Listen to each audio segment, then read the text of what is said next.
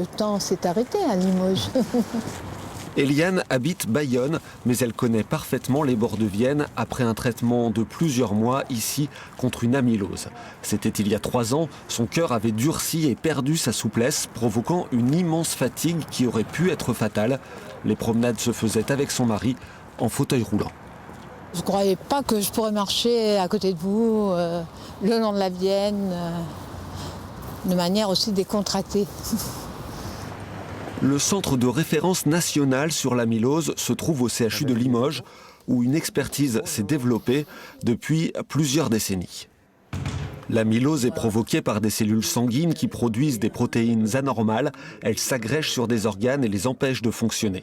Et là, vous êtes capable de faire quoi? Vous pouvez marcher tranquillement sur le plat? Oui, sur le plat sans aucun problème. Marcher vite? Marcher vite, pas marche nordique quand même. Différents organes peuvent être touchés, ce qui rend le diagnostic particulièrement difficile.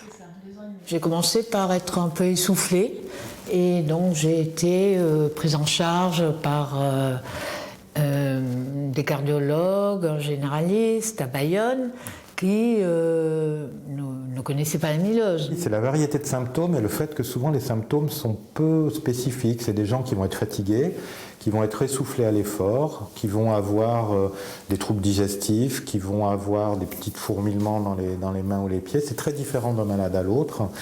Et du coup, ça va être difficile d'y penser quand il n'y a pas des signes spécifiques. Les médecins qui reçoivent et accompagnent les patients travaillent en étroite collaboration avec une équipe de chercheurs.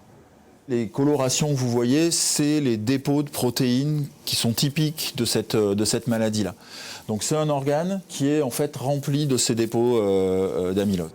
Ils veulent améliorer le diagnostic, mieux connaître la maladie et aussi mettre au point de nouveaux traitements.